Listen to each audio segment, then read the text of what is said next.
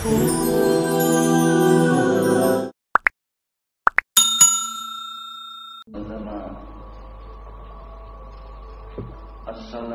الخمس والجمعة إلى الجمعة ورمضان إلى رمضان مكفرات ما بينهن إذا اجتنبت الكبائر. رواه مسلم.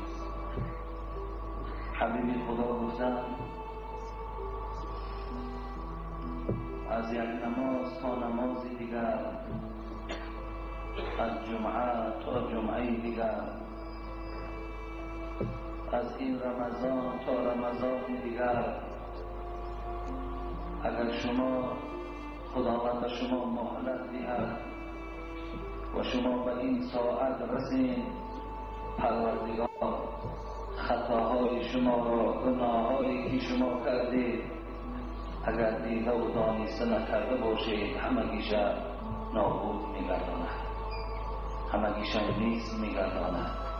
همچنان می‌شوید در این نماز جمعه که گویا که گناه نکرده باشید.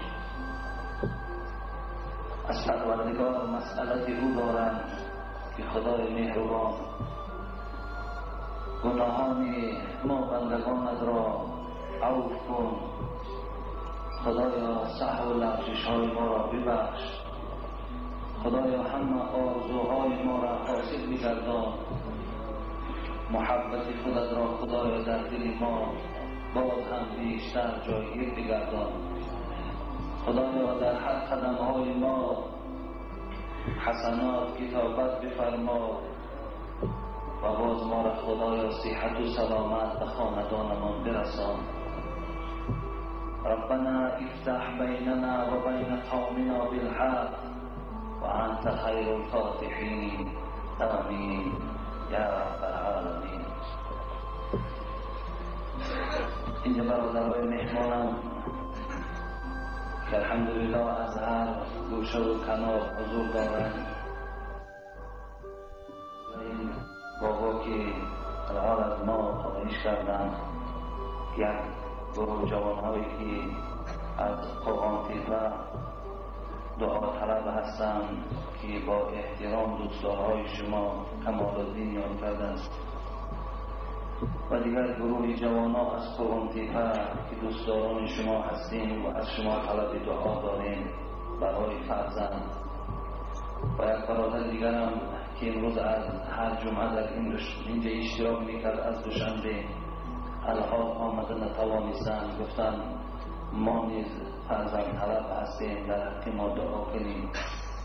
برادرها از لینینگراد زنگ زده بودند که جمعیت گوی در حق ما دعا کنند. برادرای پنجاکین، خوجند، همگی اونها هر روز جمعه از این قوم ما و شما خواهشی دعا دارند و همگیش خواهش هم کردن که دعا کنید که خدا در همین منزل و مکانهای ما عالمه های حق گو را زنده گرداند و برای مردم ما هم آن مسئله هایی که وجود دارد به یگان ترس و به یگان وهم و گوش مردم رسانند. گفته آرزوی این هم کردند.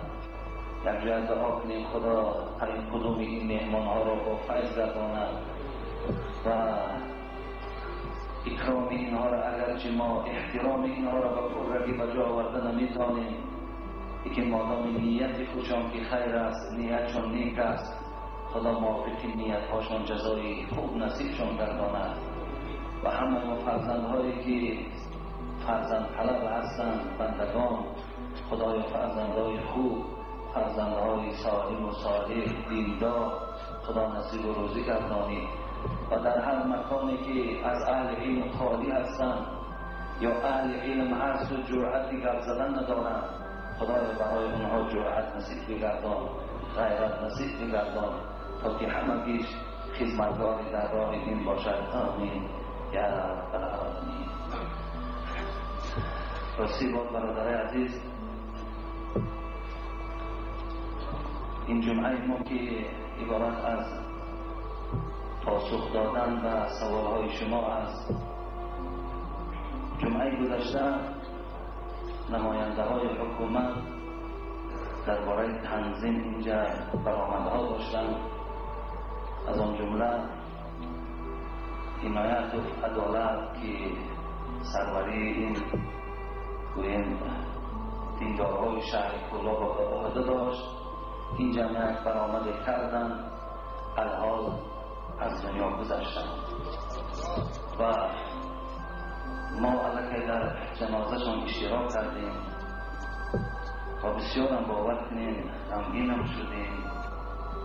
غمگین به خاطر شدیم که انسان خدمتگار بودن، انسان دلسوز بودن، انسانی بودن که هر پیشنهاد ما برای خاطر دین و به خاطر خدا میکردیم، خدا رحمتشان کنه قبول میکردن و حتی بعض مصلحت ها هم داشتیم برای آینده آباد کردن، اونم رازگی داده بودن.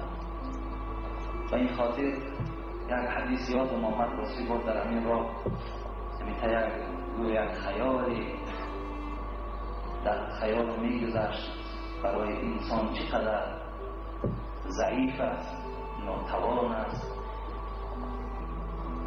هر زمان خدا خواهد این امانتش از ما و شما میگیرد، ناوسته در کدام گوشه ای نباشی، در کدام منصبی نباشی، در کدام حالتی قرار نداشته باشی. حدیث ابو هریره هست که ترمذی در روایت می شود: بادروا بالاعمال سبعا هل تنتظرون الا فقرا منسيا او غنى مطغيا او مرضا مفسدا او هرما مفلدا او موتا مجهزا او الدجال فشر غائب ينتظر او الساعة فالساعة ادهى وامر. حق گفتن حبیب خدا. حضرت گفتن مردم مسلمان بیدار باشین، با فهم باشین، به خاطر آنکه پیش از آنی که شما 7 حالت به بالای شما می آید، شما چند زننده عمل صالح باشید، با سرعت باشید، با سرعت باشید در عملهای صالح پیش از آنی که شما را 7 چیز دامنگیر می شود. حبیب خدا فرمودند چی بوده است؟ او فقر منزیان، یکم زود است که شما در کمبغلی که شما را به فراموش خاطر میارد روز از روزها میرسید. مشهد عملهای صالح را سراسیمه باش که روز اگر دامن تو را فقر گیرد، ناداری گیرد، تو دیگر عمل صالح را کردن نمیتانی، تو دیگر دنبال همون شکمت میشوی، تو دیگر دنبال همون پیدا کردنی مال و آزوقه میشوی، از عمل صالح محروم میمانی. دویم گفتن او غنى مطغيا، شاید روز از روزا خدا سر مال دهد و تو به قدر مال نرسی و تو طغیانگر شوی. شاید تو مالدار شوی و خصلت‌های حضرت عثمان نداشته باشی. شاید که تو از خدا مالدار کنه و اخلاق عبدالرحمن ابن عوف برای تو نصیب نگرداند. شاید تو پولدار شوی با این پول چه بدبختی ها را در ملک برپا کنی و از این عملهای صالح محروم مانی. شاید تو پولدار شوی دیگر این بنده های خدا را، این چشمی که میدی دیگر نمیبیند، این دستی که سلام میکرد دیگر شاید با اینا سلام نکنی، برای تو پولدار هستی. حبیب خدا و شاید روز از روزا طرف پولدار کنند و تو طغیانگر شوی، تو تکبر شوی، دیگر پای تو این مسجد نبینند و تو از عملهای صالح محرومانی و روز از روزا خدا جانت میگیرد اگر میل عقلم که داشته باشی. او مرضا مفسدا، یا شاید از روزهای پیغمبر خدا گفت دامن تو را بیماری گیرد که 10 سال و 15 سال با پشت در جایگاه قابل خواب کنی، عملی صالح کردن بتانی. کوشش کن گفتم او مرضا مفسدم او هرما مفلدم، حالتی که دیگر تو را دامنگیر بشود و حبیب خدا این پیرانسالی شاید از روزهای تو پیر شوی و فراموش خاطر شوی و بی قوت شوی، دیگر عملی صالح کردن نتوانی. برای این خاطر این حالت، این فرصت برای تو بسیار مناسب است. دیگر گفتن حبیب خدا دیگر حالتی که دامن شما را میگیرد او موتا مجهزا، مرگی که ناگهان به سراغ تو بیاید. چگونه که به سراغ خدا رحمت جان کنه تقنی عدالت آمده. شاید ما و شما را روز از روزها خبری رسد که ما و شما را تکان دهد فلانی ها که دیروز همراه ما بود. از این خاطر ما باید با عمل صالح باشیم. کوشش کنید هر یک فرصت فرصت عمر عزیزش داری، هر نفس گوهر این آیات تو ارزان نفروش، ارزان نفروشش. ارزان فروختن معنایی را دارد که بی پروا نکرد بچه، در غفلت نگذران عمرت. هر زمان در یاد مرگ باشد، هر زمان خودت در حلقه در پایبند مرگ بگیر. باوری نکن که تا فردا تو حیات ببینی، باور نکن. مؤمن را که عقل در پیش است این چنین کار و بار در پیش است. مؤمن را که عقل در پیش است این چنین کار و بار در پیش است. هر که را واقف از این معانی هست ندهد وقت خویش را از دست. کسی اگر واقف شد، کسی اگر درکدار شد، کسی را که این حدیث پیغمبر بیدار کرد وقت بیهوده نگذراند الله دیگر. انشاءالله من باوری کامل دارم. شما برادرای بیدار هستید، شما برادرای با فهم هستید. شما مرگ هیچ وقت از تو تا دور نمیبینید. یک وجب راه است بیدیر از تو تا دامان خواب، در سر میشکان چو اشک ایستاده هوشیار باش. هوشیاری را از دست ندید. هر زمان افسیدن ممکن است دادر عزیز. نابسته تو بیماری، تو بیمار نیستی، تو زنداری، تو بیزنی، در جای نباشی. مرگ دامنگیر ما و شما هست. خدا رحمت و مغفرت کنه.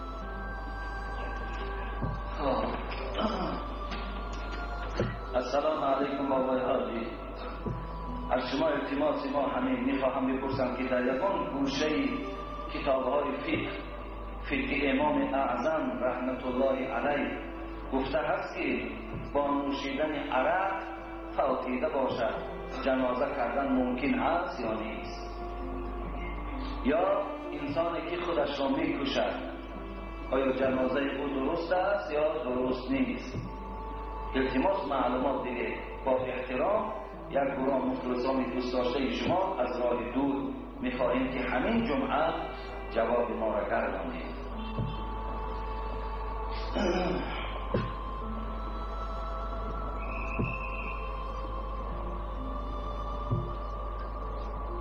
درباره انسانی که عرق نوشی از دنیا گذشت یا انسانی که خودش را با دست خودش قتل میکند، آیا جنازه اینها در اسلام درست است یا نه؟ پرسیدم برادر عزیز. جواب این است: عرق حرام است برادر عزیز و گرامی. چی نوشیدنش، چی فروختنش، چی در اطراف او نشستن، چی تیار کننده، چی برنده، همگیش حرام هست. این با نص قرآنی است. ببینید در ما و شما یک گپ است، خواه خودکشه خواه عرق نوشه. همین در اصطلاح عادی مردم تاجیک همین است. وقتی که اگر درک یابن که در همین خیال حالت از دنیا گذشته میگن حرام مردن، ولی کلمه حرام مردم ما استفاده میبرن که باید حرام مردگی است. پس شما خودتان اطراف کلمه حلال و تحریم کنید چه معنی دارد؟ اگر چند که خدا رحمت کند مذهب ما و شما امام ابو حنیفه انسانی که در حالت عرب هم مرده باشد، اگر مؤمن باشد، اگر مسلمان باشد، اگر گوینده لا اله الا الله باشد یا 5 وقت نماز شب میخواند و بالعرب خود مرد، اینها را جنازه‌شون درست تصویر دهند، هم شستنش درست هم جنازه‌ش درست. و خودکش هم خدا در قرآن ولا تقتلوا انفسکم ان الله کان بكم رحیما، صدق الله العظیم. این خدا امر میکنه ای انسان ها شما خودهاتان قتل نکنید، شما به دست خودتان نابود نسازید، زیرا که من برای شما مهربان هستم. الله میگه من مهربان هستم برای شما خودتان قتل نکنید. خدا شما با دست خودتان تلف نفس نکنید، زیرا این جان در نزد شما به منزله ودیعت است و باید شما در این جان خیانت نکنید. این انسان باید که در همه حالتهای مشکلاتش باید قوی اراده باشد. یک سختی بالا بیاید تو در حال چه از خود اگر قبول کنید این حرام مردن است. حبیب خدا حدیثی متفق علیه است. یک قصه از بنی اسرائیل بیان می‌کند که یک مرد در بنی اسرائیل بسیار بیمار سخت بود، دیگر طاقت در بیماریش نکرد و کار نگیرید، همین شاهرگ‌های بندی دستش برید، خون رفت فراوان و این مرد از دنیا گذشت. خداوند چی گفت؟ بادرنی عبدی فی نفسه فقد حرمت علیه الجنه. این بنده من در نابود کردن خودش بسیار سرعت کرد، بسیار با سرعت کار کرد. از این خاطر من که خدای او هستم جنت را برای حرام گردانیدم. برای چی خودکشی اینقدر مذمت میکنن؟ به خاطر که الله اعلان دارد ما جنت برای خودکش حرام گردانیدیم. یا در دیگر حدیثی که از پیغمبر خدا هست با کدام راه خودت قتل میکنی تا روز قیامت عذاب تو در دو دنیا همین است. اگر زیر ماشین میپرداز خداوند ماشین آماده میکند، هر ساعت و دقیقه اونجا تو را ماشین میزند و زنده میشه، ماشین میزند زنده میشه. یا از بلندی میپرداز یا دارو میخوری یا هر کاری میکنی، همین منظره را خدا در گویم که بعد مردن تو تا روز قیامت برای تو آماده میسازد. برای این دادر عزیز من بسیار این چیزا را درک می‌یابم که بعد جوان دخترها و جوان پسرها برای عشق همین فریبی که در دنیا هست خودشان قتل میکنند، خودشان نابود میکنند. این بسیار بدبختی دارد. دادر عزیز هیچ وقت نزدیک بر این نشوید. اگر چند خدا رحمت کنه حضرت امام ابو حنیفه که البته دلیل‌های قوی دارد برای جنازه کردن، معنای اون را امام احمد حنبل گفتن همون آدم عرق نوش یا آدمی که در حالت خودکشی از دنیا گذشت خوب نشود که آدمایی با تقوا و با آبرو جنازه‌ش نخوانند. آدمانی که به علم و جاهلن همانا جنازه‌ش نخوانند. برای این معنی را ندارد که جنازه تو را کسی که خواند نخواند تو با این وعیدهایی که از حدیث‌ها و آیات‌های قرآن البته روبرو می‌شوی. و این خاطر این بد است. همین قدرش برای تو بس است. همین شرمندگیش که گویند که فلانی حرام مرده است. همین به خدا باور کن. تو فرقو رفتی جزا تا پیشگاه خدا را میتی، لیکن اینجا اولاد اجداد در خجالت هم. تا وقتی که هستن دیگن پدر فلانی حرام مردگی است یا برادر فلانی حرام مردگی است. این گویند شرمندگیش در اولاد تو تا روز قیامت میماند. برای همین این وقت خدای عزیز و برادرای مهربان و این عمل‌های هیچ وقت چنگ نزنید که این زیبنده آدمی مسلمان نیست. خب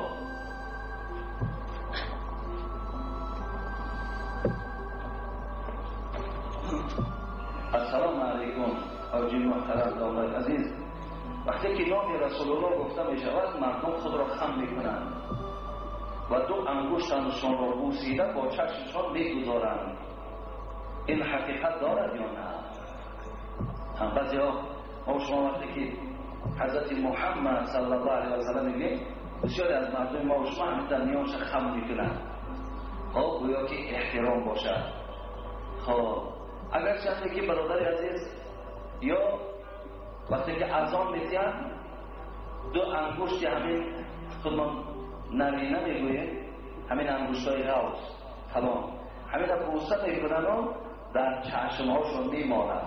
وقتی که اشهد ان لا اله اشهد ان محمد رسول الله گفته میشود همینجا بوسه میکنن در چشمکاشون میمالن. این حدیث عینین میگویند. این حدیث عینین یعنی حدیثی که همین برای بوسیدن انگشت در چشم مالیدن خدا رحمت کنند موضوعات شوکانی در موضوعات علی قاری در این حدیث باطل میگویند. این حدیث هم نیست میگویند، این دروغ است. اگرچه که خدا رحمت کنند صاحب فتوای کنز العباد، فتوای جامع الرموز، فتوای صوفیه، فتوای عجایب المحیمات و خزائن العبادات همین ها را رخصت دادن، لیکن دیگر صاحبای کتاب میگن که این کتابا معتبر نیستن. از آن جمله داملا محمدی همین خمسگیری که من دارم برای شما از نام اشار یاد میکنم، کتاب‌های خوب و جالب هستند. در کتاب شما حضرت همین حدیث بیان می‌کند و میگه این کتاب‌ها معتبر نیستند. و این خاطر از همه بهترین احترام عزت الله این از وقت نام الله گفته شد شما جل جلاله که از جاتون نخیزید، یا نام رسول اکرم گفته شد محمد صلی الله علیه محمد گفته شد شما بگید صلی الله علیه و سلم. تماما خطا تکان ندهید، باکی ندارد و نحوار نمیشه. حتی صاحب مجموعه الفتاوا هم به این رفتن که این عمل هم درست نیست گفتن.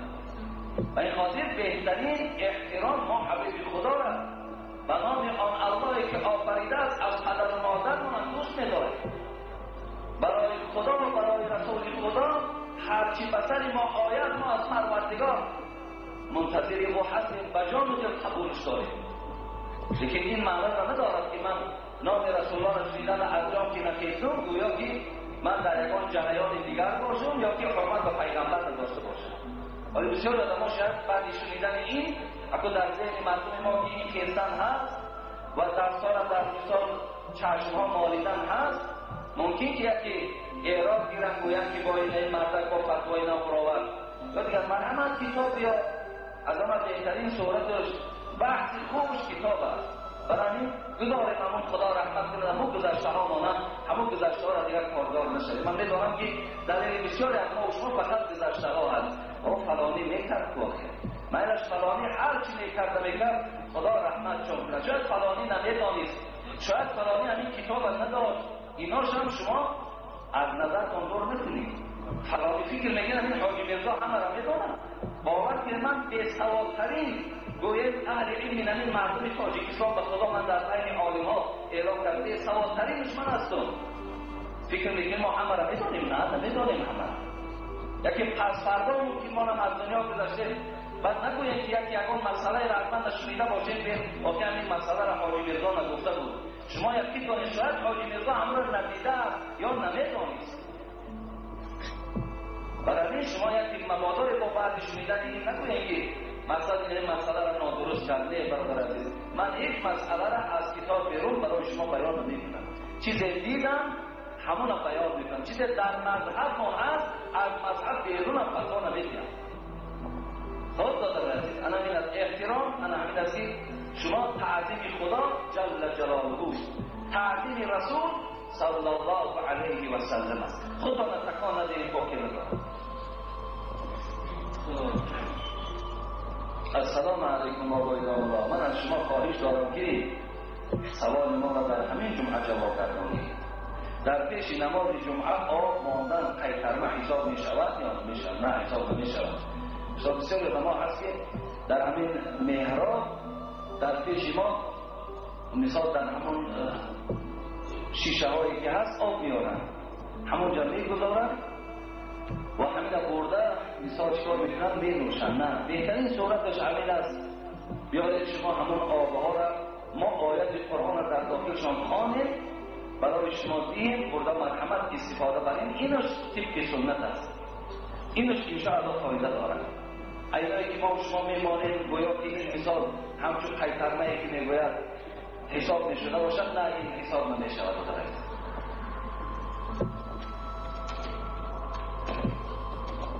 یک بار یک جمعه در خدا خیر شد کسی را نمیدونم برای نوشیدن ما آورده بود یا برای منبر آورده بود که خیلی شن نوشیده بدید. اما اگر برای نوشیدن باشد ما هیچ تبرک میشود. ما تبرک در اخلاص داریم، بیاریم در می نوشیم میتیم کن تبرک بردن نوشیدن بگید، لیکن برای اکنون تمامدن شاید نیشد اجازت نیست. سلام به شما پیشوای عزیز حاجی مرزا و با همه آن برادرانی که در حضور شما نشستند. داملای عزیز، از شما احترامانه یک خواهش میکنیم، التماس خواهش ما را رد نکنید. خواهش ما چنین است: یک نماز جمعه شما از ایشان نورالدین جان خواهش کنید که به مسجد شما تشریف آورند و شما در مسجد او. فکر میکنم که خواهش ما را رد نمیکنید. ما یک گروه برادران از شهر فولاد سوال انتظار هستیم. ما برادر عزیز همه اهل علم تاجیکستان دوست می‌دارم، احترام می‌کنم. اول خصوص اون کسانی که بیشتر خدمت در دین می‌کنند، بیشتر مردم به خدا و به رسول آشنا می‌سازند، غیرت دارند، جسارت دارند، حقیقت به گوش مردم می‌رسانند، اونهاش در مدح اول دوست می‌دارم.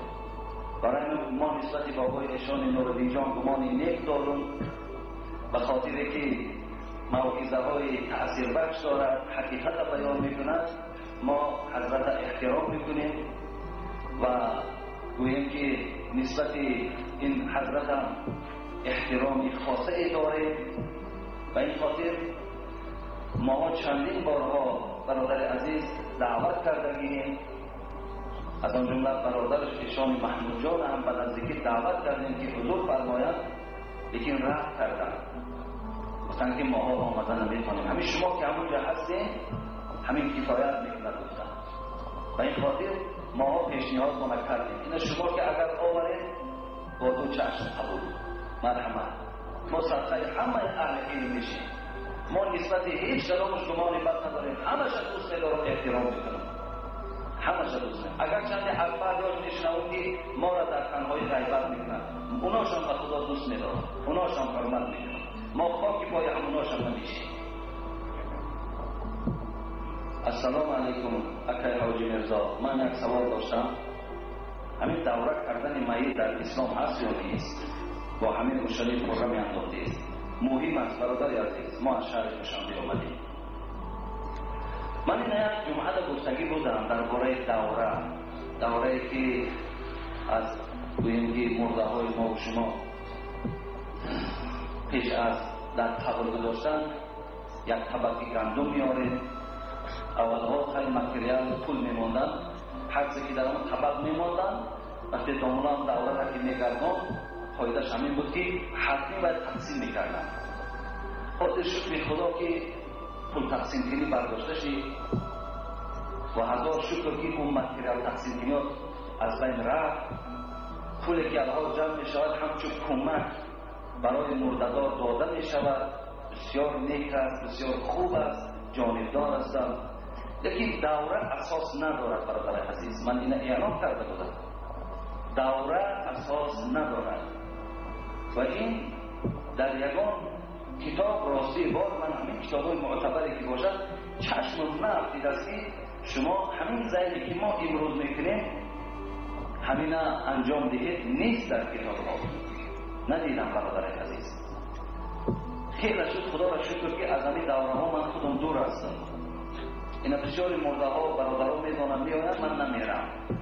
در بعضیاش ضرور میبرنم، همون باور که اون معرکه در خود من ناراحت به خدا خطر کش میکنم. چیزی که نیست وقتی من انجامش میکنم در صورت من مردم درست بودن همون را بفهمم. حالا که من اعلان مادارم برادر عزیز، اگرچه منم چند زمان در همون کار من خطا کرده بیم، فهمیدین؟ نادرست است همون. بهترین صورتش همون فدیه که چگونه که در حتی مسئله های مختصر هم وجود دارد. که در هر یک نمازی که انسان در حالت بیهوشی در حالت خودش نیست، او اگر عقلش باشد و دردش کار نکند، پاش کار نکند، با اشاره سر باید نمازش خواند. لیکن وقتی از اختیار خودش برآمد دیگر هیچ کس نشناخت ندانست، این حالت چند نمازی که از او خلق می شود، سر هر نمازش 2 کیلو گندم همه وارثاش میدین، انشاءالله خدا اون نمازش هم میبخشد. این از فایده درستش همینه.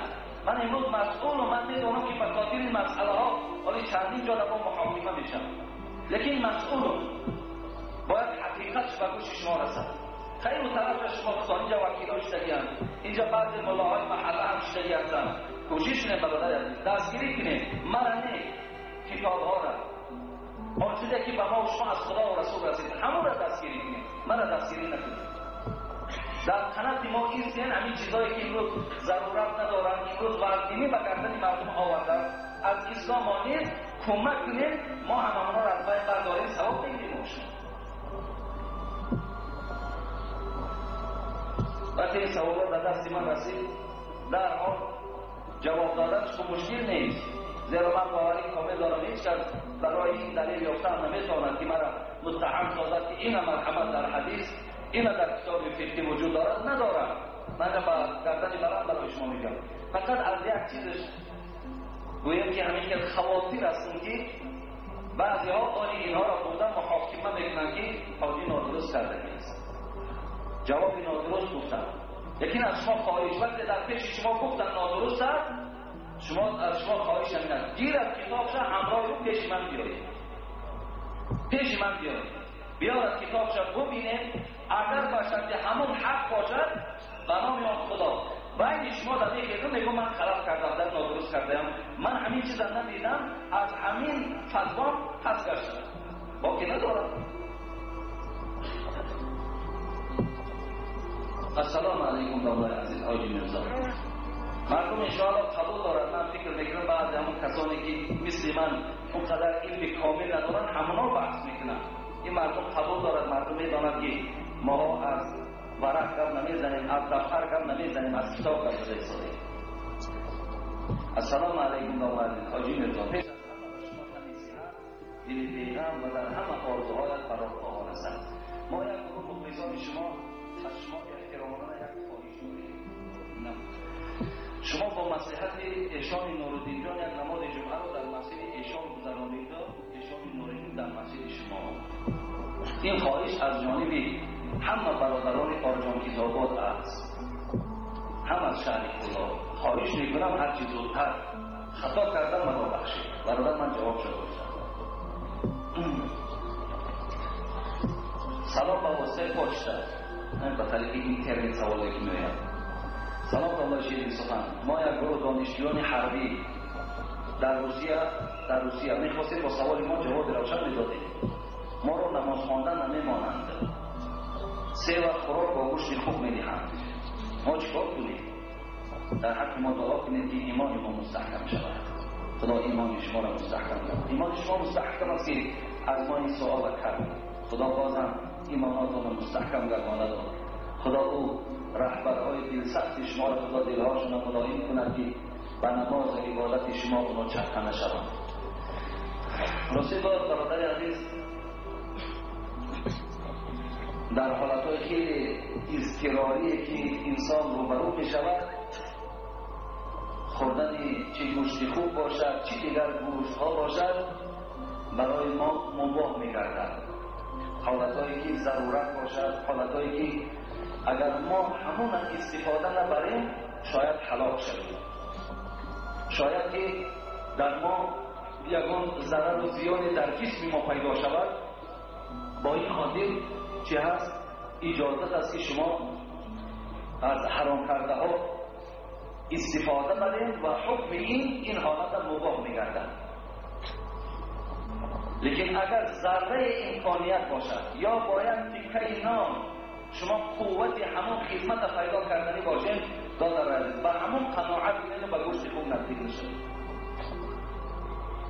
یا اگر ذره امکانیت باشد شما نمازاتون در وقتش خوانید، لیکن نشد شب همونا را همشه گویا با ترتیب خوانید، خداوند مهربان است، خداوند از حال شما آگاه است، الله شما را میبخشد. این از دولت عزیز جواب همون مختصر برای شما. السلام علیکم دولت عزیز. سوال از بچه های دوشنبه. ما را میگویم که اگر به حضرت مولانا رویم، در دست شما اگر آذر هم که باشد، اونجا برای شما شفا می شود. شما نسبت به این مسئله چی گفتنی؟ آذر همه میدونید، آذر یک زخمی خیلی ناخوب هم هست، در روی هم میبراید، در دست هم میبراید. بچه ها گفتن اگر همون مزار رفته و مثل مزارهای ما و شما باید جاروب دارند و جاروب خطی میروند، خاک میگیرند، در بالای زخاتون میشکند، از جنوبهای درخت میشکنند، در مثال گردن هاتون کشال میکنین، درخت مثال دویم که گهواره های خانتون در کشال میکنین، خوابیایی که قدام تو برای کشاری شکار گرفته همونها را همراه میگردانی، نمیدانی که تو علاقه در شرکیات رفته درخت داری. حالا که برادر عزیز، آخر خدا را شکر امروز این ترقیاتی که در طب ما هست، آخر را مزارستان گفتن، او را بیمارستان نگفتند. اگر بیمارستانش میگفتند، اگر گویم جای همین طبابت میشد، اعلانش میکردن که اینجا قبرستان نه، اینجا بیمارستان است. برای برادر عزیز و گرامی، اونجا بیمارستان است، اونجا آذر شما در شفا نیست. شما دکترها را مراجعت کنید. شما در راستی بود حضرت‌ها که رفتین همونا باور کنید از شما ناخوشنود میشوند وقتی شما زیارت درست نمیکنید. و زیارت به خاطر عبرت گرفتن است، به خاطر آینده قبر او را دیدن، قبر خود یادآور شدن است. آخه در راستی وای رفتی در حقش دعا کن، در حقش طلب مغفرت کن. آوای بیچاره احتیاج به این دارد. نخواه که ما از اونجا خاک و دیگر گرفته در بالای آذرها و مالیده و از اونجا کمک طلب کنیم. این من ده‌ها بار برای شما برآمدها کرده بودم. حتی مورد این برآمد سرزنش از رهبرها شنیده بودم، لیکن شکر خدا که میل شد. اون نمیفهمد، من مثال را فهماندم نمیفهمم. و این خاطر شما را تحقیق میکنم که آنجا جای شفا نیست برادر عزیز. شفا در شفاخانه است. روید دکترها در شما مراجعت کنید، انشاءالله خدا برای همون دکترها برای شما راه معالجه‌اش میآورند. لیکن از اونجا برای شما شفا نیست، گناهکار میشوید برادر عزیز و گرامی. السلام علیکم اکای حاجی مرزا. درود و رحمت خدا بر شما باد که ما همه امر معروفهای شما را گوش کرده و بیان عادی و ساده شما را گوش کرده حلاوت میبریم. ما یک گروه زنان از قربان تیپر با پختن کله و پاچه گاو و گوسفند مشغولیم. اگر در دیگ اندازیم کله را با دندانهایش درست است، حلال هست یا نیست؟ خدای مادرها را شرم و حیا نصیبشان گردانه و بازم هدایتشان خداوند زیادتر گرداند و در دل این مادرها خداوند عشق ذات خودش، عشق حبیبش، عشق قرآن اسلام خداوند جایگه گرداند. مادرها پرسیدن ما مقصد کله گوسفند و پاچه گوسفند و دیگر پخت و پز میکنیم، اگر همین کله گوسفند همراه دندانهایش در دیگ اندازیم، همین حلال است یا نه؟ حلال است، باکی ندارد. اگرچه بعضی صاحبای کتاب فقه خدا رحمتشان کند گفتن که حلال نیست، گفتن اگر کله گوسفند است، گاو است، در دیگ با دندانهاش اندازیم، زیرا که گفتن در گویم دندانها شاید که اگر نجاستی باشد، گفتن احتیاطاً گفتن. و ایلا هر چیزی که اگر گویم گوشتی او حلال باشد و پس ماده‌ش هم حلال است. برای این گوسفند است، گاو است، با دندانهاش هم که اگر شما در دیگ اندازین، مقصد دیگ شما حرام نمی شود. خوراک پخته شما حرام نیست، درست است. لیکن در مردم ما عادت است که دندانهاش هم میگیرن، دندانهاش هم میشکنن و بعد تحقیق میپرتن. هر دو صورتش درست است، پاکی ندارن. السلام علیکم دولای عزیز، خدا شما را نگه دارد. سوالی داشتم، همین پرخط از اسلام است یا از اسلام نیست؟ این سوال فقط همین این جمعه فقط سوالای همچه که امروز مردم ما پایبندی او هست. پرخط احمد میدانید و فیلم تمام تاجیکستان خوجندی ها را نمیدانم چی میگویند، اکثر مردم دیگر این جانبش پرخط میگویند. پرخط معناش همین است که اگر شما چیزی گم کنید پیش یک اهل علم میرین، پیش یک آدمی گویم اکن با فهم و پیشوا میرین و بیان میکنین، اون که در رشته یا در تبچو همون کارگاهی هست، میخوانن و میدمن و در دست شما میدین. اینا میگوین پرخط. حاضر گویم اگر این تا سخت کرده گویم نادرست است، باید که ممکن شما بیان شد. لیکن ملایم کرده میگویم که پرخط از اسلام نیست. پرخط از اسلام نیست. در رشته گره انداختن و پوف کردن حبیب خدا از جمله سحر گفتن، این جادو هست گفتن. حدیث است برادر عزیز و گرامی، اگر کسی در گره میدمد و او را گره میاندازد و در گردنت کشاف میکند برای مالی گم شده میدهد، همین از سحر گفتن، همین از جادو گفتن. و کسی گفتن اگر مبتلای سحر پایبند سحر باشد پس او در شرکیات رفتگی هست.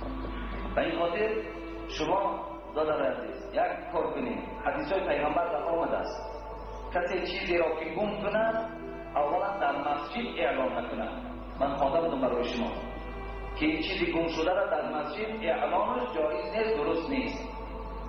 و اینکه آن چیزی از شما گم می شود چی مبلغ باشد چی نباشد، در حال 2 رکعت نماز خوانید، در حال 2 رکعت نماز خوانید، بعد از تحیات انجام دادن به روزانه سلام دادید، دستات به سوی پروردگار بردار، بگو خدایا همین مبلغی که در دست من بود، این آرامی دل من بود، این وقت خوشی من بود، این مهربانی و لطافتی تو بود که به دست من آمد، امروز که این از دست من پروردگار تو که گرفتی، باز به سوی تو مراجعت میکنم خدایا همون را بازپس بر من نصیب نکن. همین معنای حدیث است. مراجعت کن به آن ذاتی که این گم کرد، همون ذات برای تو پیداش میکنه. این از طریقی درستش داده به عزیز. من رسید اگرچه که بسیاری از برادران در این مشغول هستند، لیکن این ناجایز است، این نادرست است.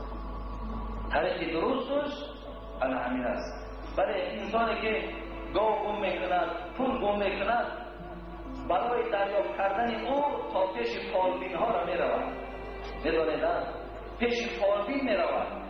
حالا که پیش فالبین آدم دیگر مگرم گفتم این مردم خودم مگرم دیگه، مگرم که همین قرآن و حدیث پس پشتوانه و پیش فالبین برود. برای چی؟ برای پیدا کردن آن چیزی که گم شده است. یک آدم حکایت کرد، گفت که همین گردنبند زن در خانه گم شد. گردنبند زن، گردنبند خواهر در خانه گم شد.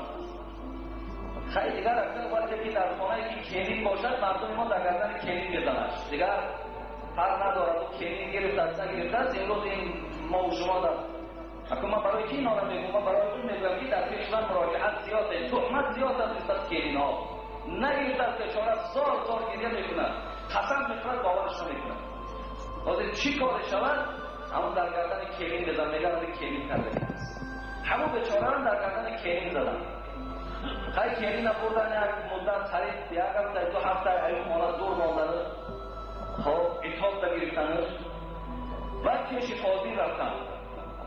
فاضین همین شهر خدا رفتن، گفتن همین کشیده است. بعد یک کم طرف همین فکر کنید جین ها اکنون باید پیش در جین ها هرچی میگن اکنون دروغ باید نیست آقای یافتنش کینده میگن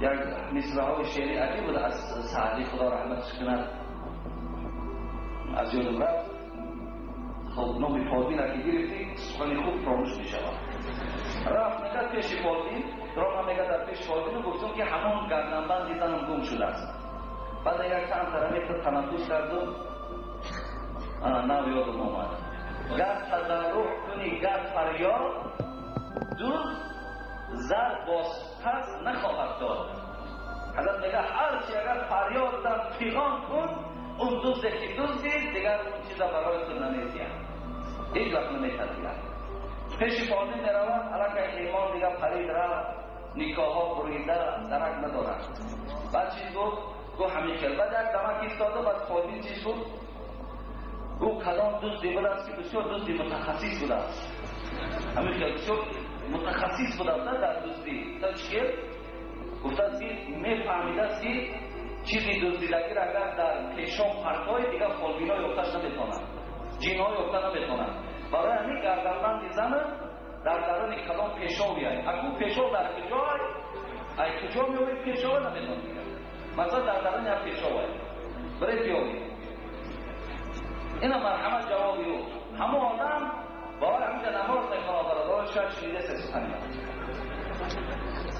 ما برای اون گفتیم رفت بیچاره از سر نکاحش از نو کرد خب همه راهاش فهمانیده خیلی جاهلی بود از نافهمی بود زنش هم آورد بیچاره نزدیکش خوب بود دیگه این گردنبند دیگر نیاد حالی هم در همه در اون پیش آورد یا مرحمت برای همین این فرخت هم نیست همون از برادر عزیز اکو با آدم ها و بندو که با کارچه حکیه نکنید خوب دیلت میزوده با گاود با پولت درست از نماز بخوان از خدا زارکو و نام آن خدایی که خلق کرده است از صد پروردگار از زارکو پیداش میکنه انشاءالله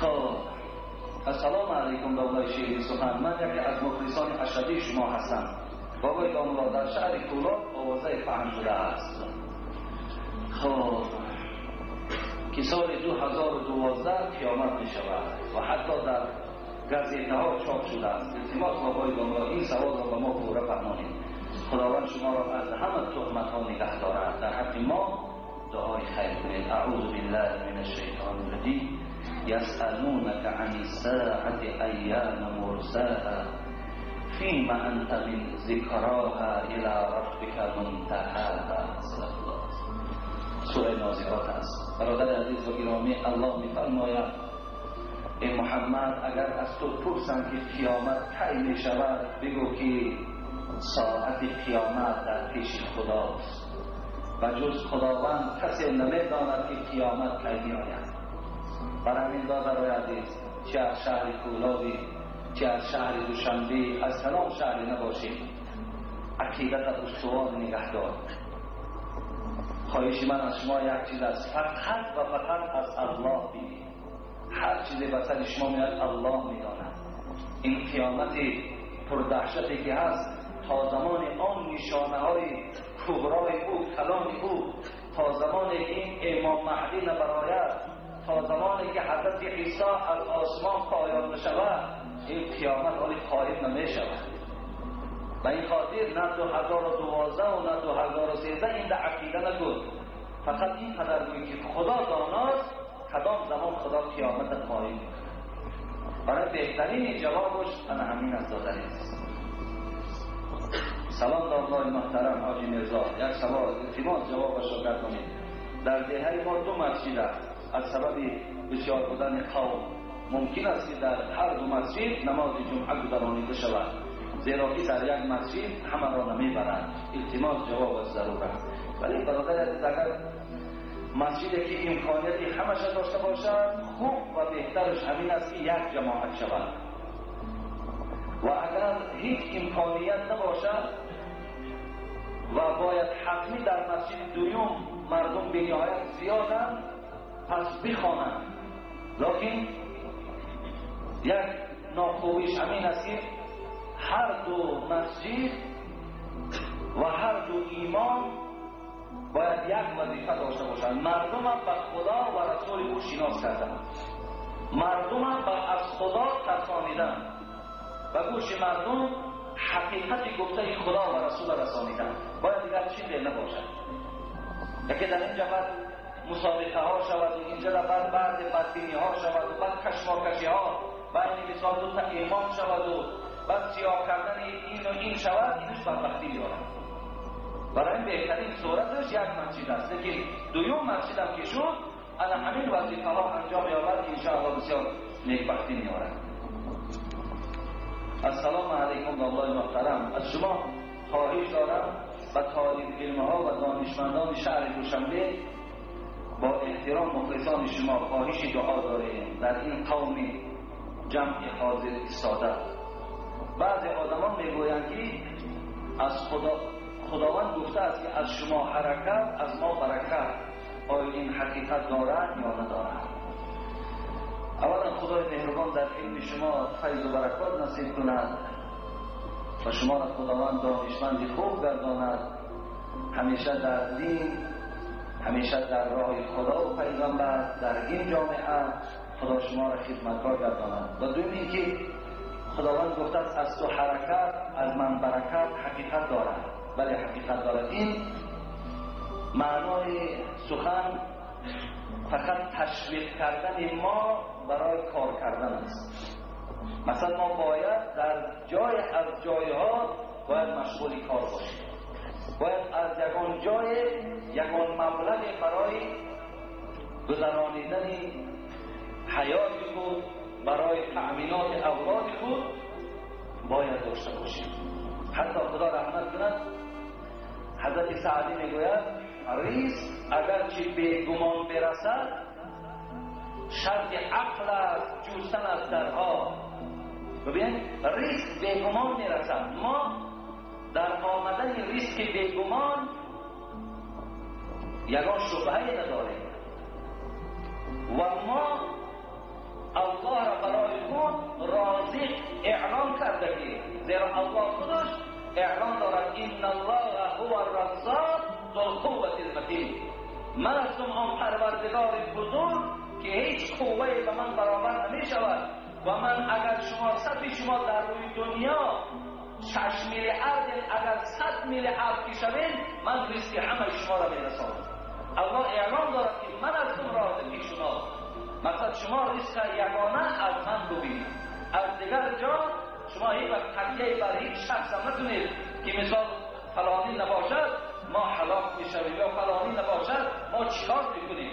برای این یگانه رازق شما الله هست. فقط تکیه به سوی پروردگارتان کنید. لیکن کار این چه هست؟ کارم ضرور است. در کار کردن اینقدر برکات است که اگر ما در یک ماه 100 تومان که کار کنیم الله قادر است که برای ما 200 تومان به خاطر که ما حرکت میکنیم، تنبلی نمیکنیم، خواب نمیکنیم، کار برای خود انتخاب نمیکنیم، به این خاطر خدا برای ما 200 تومان و 200 دلار در عوض مهنت ما انشاءالله پروردگار پیدا میکنند. همین حضرت میگه که ریسک اگرچه بیگمان برسد شرط عقل است جستن از درها. کس به اجل نخواهد مرد تو مرا بر دهان اژدها. هیچ وقت انسان به اجل نمیرد، لیکن دیده و دانسته خدا برده در دهان اژدها جای نکن. یعنی تو اگر کار نکنی الله برای تو رزق میرساند، لیکن به هر حالم برای رزق فراوان شدن با برکات شدن کار تو ضرور است. حتمی کار تو داره عزیز. انشاءالله این شعار بسیار شعار درست است، از تو حرکت و از ما برکت. خدا خیر بده. بسیار سوالی خوب است. در قبضه سعی هست کلید در روزی. حضرت سعدی میگه کلید در رزق روزی در حرکت است. در قبضه سعی هست کلید در روزی. شیر از کشیش تیفل و پیستان بدن آید. حتی همون ببینید تیفلات و اگر دم نکشن از همون پیستان مادر شیر نمی آید. همونا همونجا می جنبن، همونجا حرکت میکنن، همونجا برای خود رزق پیدا میکنن. پیغام السلام علیکم حاجی میرزا، من یک نفر شهروند ناحیه قبادیان صالح‌ما یاغی، من خواهش میکنم که با سوال من جواب گردانید. سخت گرفتار شدم. من میخواهم فهمم که قرض من چقدر است و کی همین روزه را گیرم. در آخر گفتنی هستم که در حق من با جمعیت دعا کنید. با احترام بنده اخلاصمند شما از ناحیه قبادیان، کلفاز کمونیسم، کوچه کمسمار، صالح‌ما یاغی. خدای مادر شفای کامل و شفای عاجل نصیب کند. برادر حسن دینم که این پیغام برای ما آورد و گفت در حق پدرم دعا کنید. خداوند پدرم رحمت و مغفرت برادر حسن دینم خداوند ایمان شباز هم کامل‌تر گرداند. اعوذ بالله من الشیطان الرجیم. من شهد منکم الشهر فلیصمه. الله در قرآن چی میگوید؟ هر وقتی که شما ماه رمضان را دریافت کردین، روزه ماه رمضان بگیرید. خب و من کان مریضا او علی سفر فعدة من ایام اخر یرید الله بكم اليسر ولا یرید بكم العسر. الله در سوره بقره میگوید ماه رمضان را دریافت کردین، روزه بگیرید. اگر شما در سفر باشین یا در مریضی باشین، شما را خدا رخصت داده است که روزه ها را نخورید. وقتی شفا یافتین یا وقتی که از سفر برگشتین، چند روزه که خورده بودین اونا را قضا روزه بدارید. خداوند همیشه برای شما آسانگیر است و مشکلات بالای شما هیچ وقت نمی‌آورد. و این خاطر مادر عزیز غم نخور. این نشانه غمخوری تو نشانه ایمانداریت است. چند روزی که بیمار بودی الحال میتونی که اونها را تو اگر تنت صحت باشد قضا بدار، اگر تنت درمند باشد تا وقت شفات تو روزه نگیر. اگر هم تا بیماریت هم از دنیا گذری خدا مغفرت میکنه.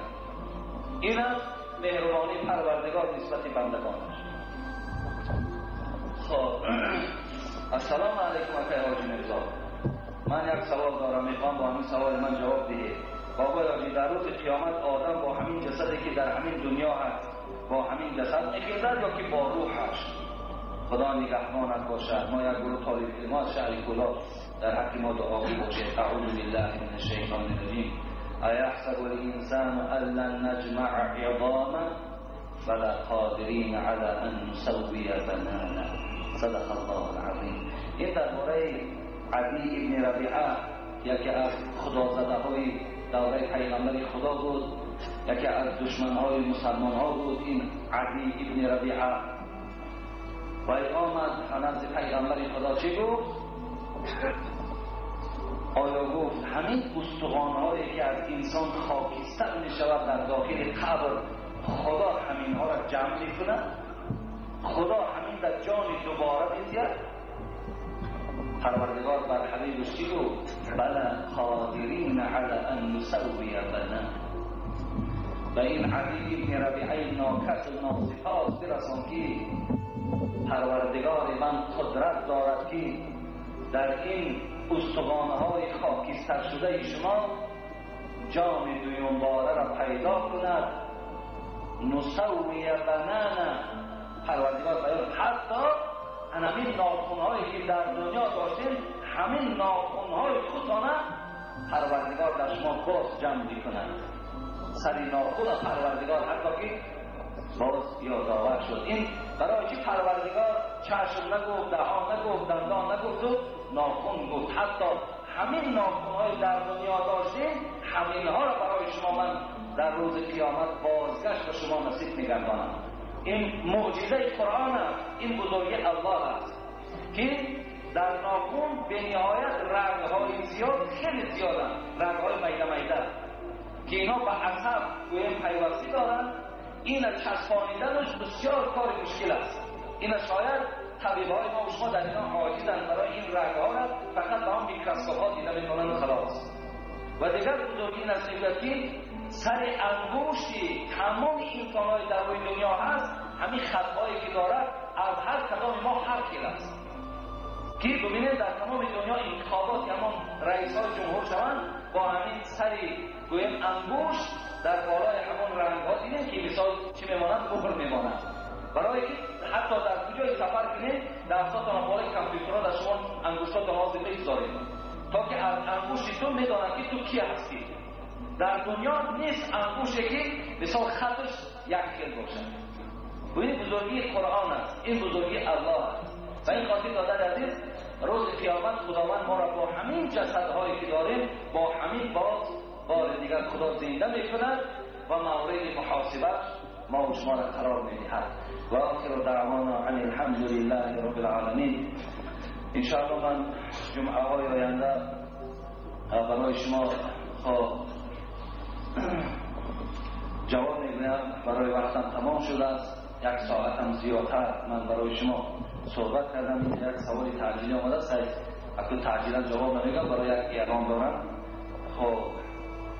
جمعه آینده خدا خواسته باشد ما یک چند برادرای حافظای قرآن است در همین مسجد دعوت کردیم که جمعه آینده انشاءالله در اینجا حضور میکنند.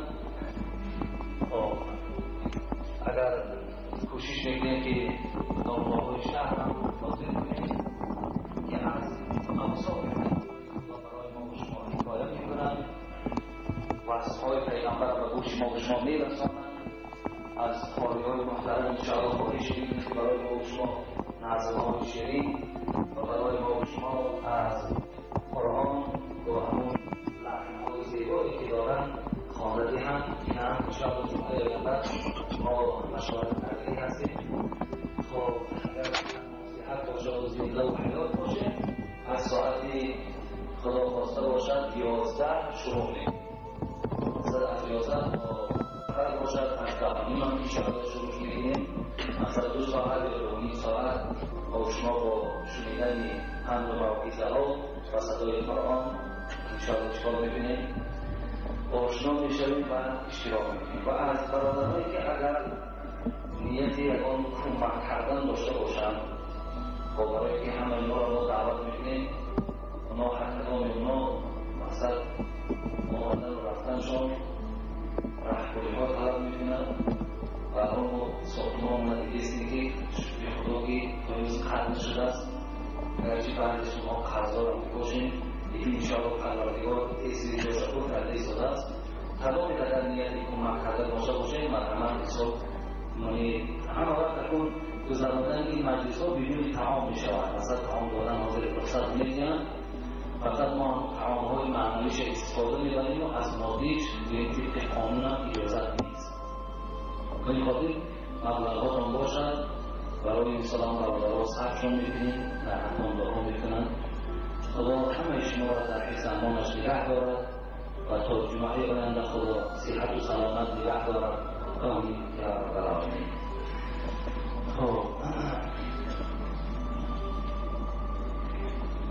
یک برادر اینجا سیمین آورده است، یک خانه سیمین آورده است از در حکم دارو کنه. یک برادر دیگر آخر آورده است 200 کیلو. 3 نفر دوستاها خدا خیرشان در جمعه گذشته اعلام کرده بودیم. بسیار ما سیاش بگیریم، سیاش کردن بچه‌های جوان بودن و کلی وفادار نگهشان دارد. تا حال کارها هست اگر باشه دوستاها بیایید مثلا تیستر همه تا روزی همین مهمان آمدن تیستر همین کار رو انجام دیم. برادر سید احمد از واسه کارهای سوالکدی کردن در حق مرحوم مادرش همهرش را انجام دیدن. خدا همهشان را رحمت و مغفرت کنند. یک برادر دعا خواستن یک مبلغ دادن خداوند هر آرزویی که دارد خدا بازوهاش حاصل گرداند. در حق یک برادر از محله خودمان گفتن دعا کنید خداوند بازوهای این برادران حاصل گرداند. بابای دوستا شریف بابای تیمور امروز که نوم همین صفحه موشها در نشستن خدا خیرشان در یک بار بیمار شدن. خداوند شفای کامل نصیب شد. خیلی خدمت بابای شریف هم در همین مسجد زیاد کردگی هستند. و در حق برادرهایی که بینای نو را ریشت شد همین خواب کرد و راه میگوشن برادرم همین بینای نوی که کردیم هم همین سنگاهایی که سر شد همه ریشت چون از پیش خود آوردن و همون دعا کنید که کمک مشکل در این مسجد زیاد رسیدگی است. خداوند این خیر احسانهای بنده ها در راه قبول کردانی بود. ذاتی تو وعده کرده بود یبن آدم انت بینفق علیک، اگر شما دین من برای شما جاری نعوذ بالله من شرور انفسنا و من سیئات اعمالنا من يهده الله فلا مضل له ومن يضلل فلا هادي له أشهد أن لا إله إلا الله وحده لا شريك له وأشهد أن محمدا عبده ورسوله أعوذ بالله من الشيطان الرجيم النبي أولى بالمؤمنين من أنفسهم وأزواجهم أمهاتهم صدق الله. بارك الله لنا ولكم في القرآن العظيم ونفعنا وإياكم بالآيات وذكر الحكيم إنه هو الغفور الرحيم الجواد الكريم العليم العظيم السميع الدعاء.